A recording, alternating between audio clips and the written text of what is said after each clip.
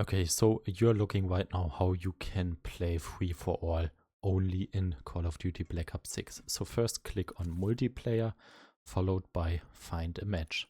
Now different options appear. We want to just focus on find a match. If you hover over find a match on the right, this filter option is available. Click on filter and now you can just select or deselect your unwanted game modes.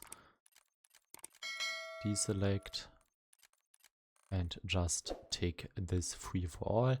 Then click here on find a match or go back and click on find a match in this menu. As you can see, we are now searching for free for all.